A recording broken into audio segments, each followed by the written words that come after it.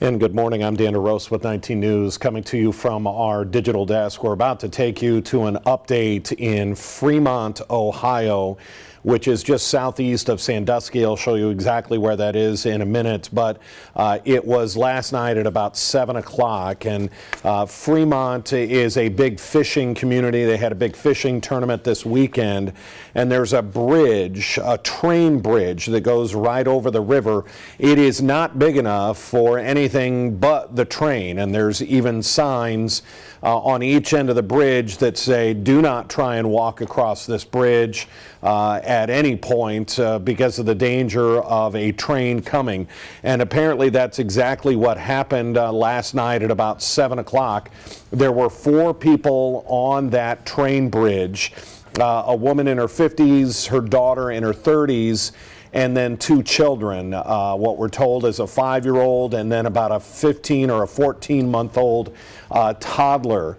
As the train is coming, the unclear part at this point is, were they all hit by the train and then up and over the side into the water, or did they decide to jump into the water below? And the water below is very shallow. We'll play a report from our Vic Gideon from this morning, and in fact, you'll be able to see fishermen standing in this river. Unless this is going to be the beginning of our news conference, the 5-year-old is still missing. They believe was swept downriver.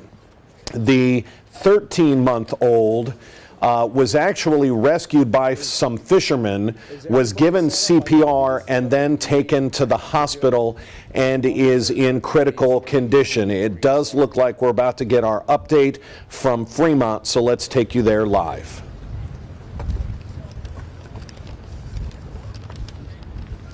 Everybody good? Okay. First off, thank you all for coming out on this tragic day. I'm going to give a brief introduction, and the mayor is going to come up and speak a little bit about the incident. I will ask that you hold all of your questions until the end. Today's a tragic day, and we're devastated by the heartbreaking incident that took place here in Fremont. Our condolences are with the families affected, especially those mourning the loss of their loved ones. We are thinking about and praying for the toddler who was life-flighted to St. Vincent's Medical Center, as well as for the toddler that we're currently searching for. I want to thank the first responders and volunteers who came out last night and are still working with us this morning. Here in the city of Fremont, this community stands together in compassion and support for these families, and we're all impacted by this. At this time, I would like to turn the mic over to our mayor, Daniel R. Sanchez, to give a brief about what we have encountered here. Good morning, everyone. My name is Danny Sanchez. I'm the mayor here in the city of Fremont. First and foremost, today we are focused on the recovery efforts of a 5-year-old child who is still missing in the Sandusky River. Our hearts go out to the family and to all those who have been affected by this tragedy. What started off as a daily fishing trip here in Fremont, Ohio, has ended in tragedy. Behind me, you see many first responders, local officials, and state officials who have been here throughout the night and throughout the morning, making sure that we utilize every local, state, and federal resource that we have available to focus on the recovery of this 5-year-old missing child. Our number one goal as a community today should be to pray for the catastrophic loss that this family has been endured with. Pray for our first responders and all of those who have worked throughout the night and throughout the day and are actively working to recover this 5-year-old child. Are there any questions for me? Do we know the relationship between the kids and the 2 women that were killed yet? We believe that the 2 women that were killed were mother and daughter, the deceased, and the 2 children. We believe the mother who is deceased was the mom of those 2 children. First off, thank you for doing this, Mr. Mayor. Right now, we just have the 4 people that were involved, no more than 4. We believe there were only 4 people involved. Yes, sir. Mayor, nice job last night, by the way. I appreciate it. Thank you. We know that the 5-year-old's a girl. The toddler, do we have an exact age on that toddler, and also a sex? I believe a 14-month-old female. Okay. And any identification of the family or anything? That information will be given out to you after this press conference with the names of the victims in this case. You just talk about the challenge of recovering this 5-year-old right now with the conditions of the river and people fishing and everything that's going on right now. Well, you see behind me, we have many state and federal local officials. All of our resources are currently out in the Sandusky River. Obviously, it's been challenging throughout the night. It was very dark last night. We had first responders still working throughout the night, walking the perimeters of the water, and as early as they could daybreak, boats from many different law enforcement agencies and first responding agencies are currently conducting the search in the Sandusky River. And then the nature of the incident, I mean, this may already be out there. It doesn't seem like anyone could jump over that wall there. Were they all knocked into the river due to the impact from the train? The investigation is still ongoing. I don't have those details. Today, we're simply focused on the recovery efforts of this 5-year-old. Okay. And then do you know if the signals were working at the time to alert them that a train was coming? Yeah, as I stated, currently we're focused on the recovery efforts. The investigation is still ongoing, and more details will be released when that information is concluded. Yes, sir. Is the NTSB involved in this yet? They are. They've been very cooperative. I can tell you that I have had conversations with them, and every safety measure that they attempted to do, we believe they took every safety measure that they could. Obviously, it's when there's a train moving, we all know that takes time for that train to stop. But they have been involved. They've been very cooperative, and they've offered all the resources they could as well. Do we know if they were fishing off the river? We believe that the family was here for a fishing trip. I do not have any details on whether they were fishing at that time. I do not believe so, but I don't have those details. Can you just talk about the river itself and how it flows, where the search efforts are headed at this point? Yeah, the search efforts are throughout the Sandusky River. The river's flowing north, as we can see here, and our efforts are going to be spent north of the river throughout the area where we're at today on looking to recover that 5-year-old missing child. I know the search effort started here last night, I believe, and then I think in the morning, Sandusky County Sheriff's Department or deputies had a boat. So I guess what's the parameters? I guess is it all the way? And then we saw the boats back here again. Yeah. So tell me, I guess where you're looking. How big a plot of or how big a stretch of river is it? Yeah, I will ask the fire chief who's here with us today. He is the incident command officer on scene, and he can take it over from here and answer any questions that you guys may have. Are there any more questions for me at this time? Yeah, Mr. Mayor. So obviously these people from out of town, maybe not super familiar with the area, or just wanted to get over and what have you. Is it common to see people use this, and what would be your message to people who might not be familiar with this area, utilizing something as dangerous? Well, the answer no is, in my opinion, it is not common for pedestrians to be there, as all of you have the view of where this incident took place, and there are clearly marked no trespassing signs there, and it would not be common for anyone. And for our community, we would encourage anyone that sees anyone on the bridge to contact 911 and call law enforcement agencies right away. If you see something, say something.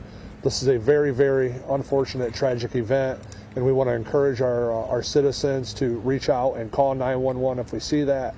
We do know that there are many, many community citizens who are concerned and are deeply saddened by this tragedy. Although these folks are not from Fremont, we welcome everyone to our community. And when you are here, we want to treat people like family, and it's very unfortunate with this tragedy, and our community is very greatly concerned. I've had many, many people reach out already. However, we are asking our community, as helpful as they can be, just to allow first responders to continue to do their jobs and give them the adequate space that they need to be able to perform these search efforts.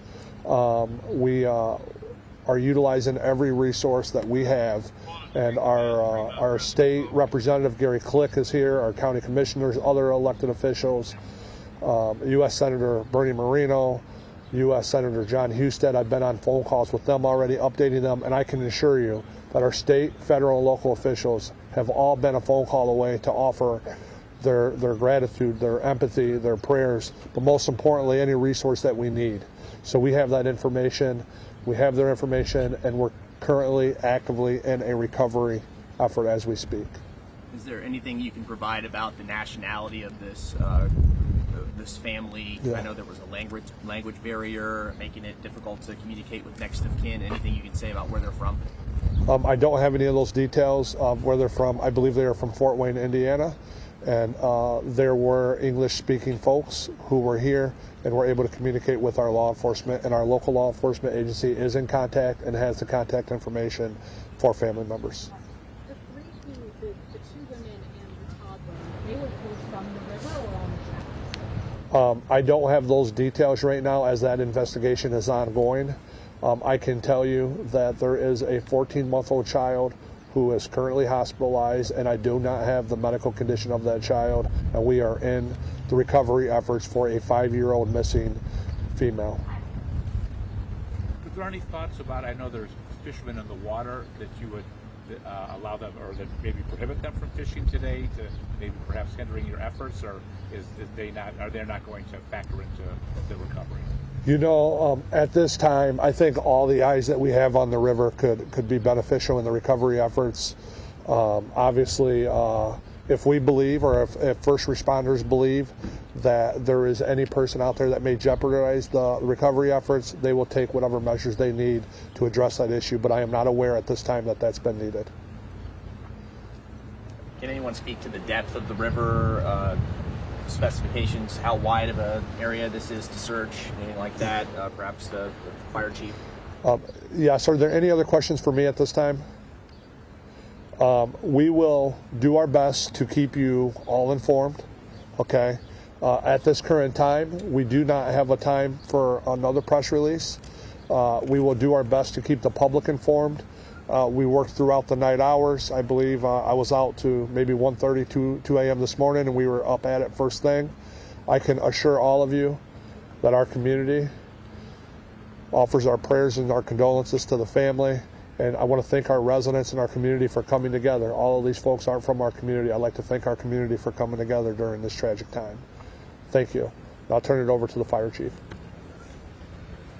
Good morning, Paul Hallbeisen, Fremont Fire Chief. So reference some of your questions. We have multiple agencies working with us, utilizing some of the highest technology that we have available to us in terms of side scan sonar, things of that nature. Toledo Fire, ODNR, multiple other fire jurisdictions are assisting with the search. As far as range, starting obviously here at the beginning of the incident, as far out as the Sandusky Bay. So we even have Sandusky Fire Police assisting us as well, coming from that direction. So it's a broad spectrum search area, but we are, with the resources that we currently have and we're utilizing, we're pretty confident that we can cover that area. It's just a matter of time. How long is that stretch? As far as river miles, do you know? It's tough because how the river winds. It's not a bird shot, so I do not have that information at this time. How far does Sandusky Bay as the crow flies? That I don't know either. Do you have any idea? I couldn't tell you. I apologize. A couple miles maybe, or Oh yeah, so, yeah, like more 5 miles or? more than that. Okay, good. So. The depth of the river, I see people standing in it, obviously. Does it get deeper at certain points? There's the Sandusky River, there's a lot of variation, and up here it's very shallow. When you get past Brady's Island down here, it gets significantly deeper. It maintains that depth for a while, but there are channels within it and things of that nature that need to be navigated. So it's tricky, but we have the capabilities. So. When was the last time you had a water rescue here in Fremont?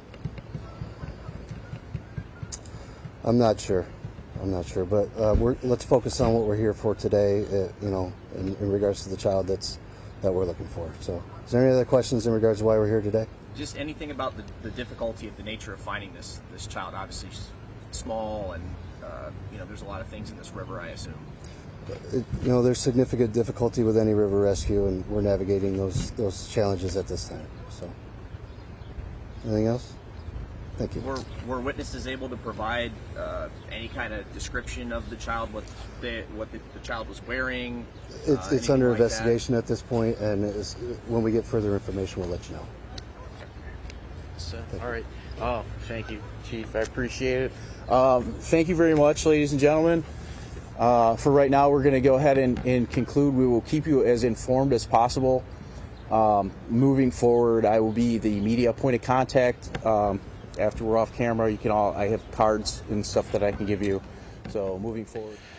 Dan DeRose with 19 News. We've been listening to an update in Fremont, Ohio. It's very near Sandusky, and in fact, I'm going to be walking you through just exactly where this is and even show you the bridge itself with a warning that's on the bridge. So let's do that. Here is a map of Fremont.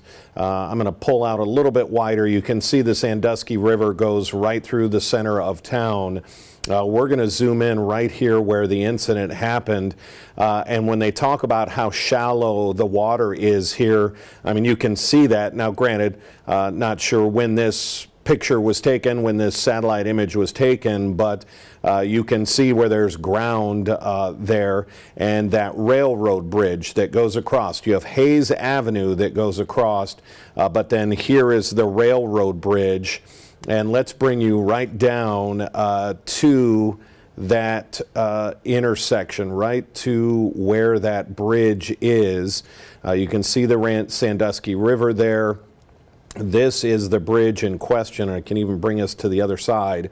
Again, you can see how shallow this is in certain parts. You have bushes growing, you have rocky areas that you could stand on, and there are routinely people who fish in this area. But as we zoom in on this bridge, a couple of things to point out. Here is the no trespassing sign right here, no trespassing, because there is no room. I want you to think about trying to walk across this bridge, as it looks like the four of them were trying to do.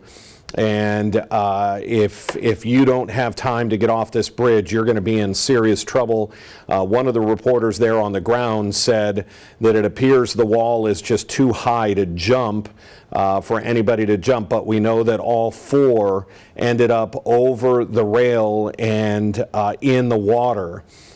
So whether they were hit by the train and it pushed them up and over, they're still going to have to investigate that.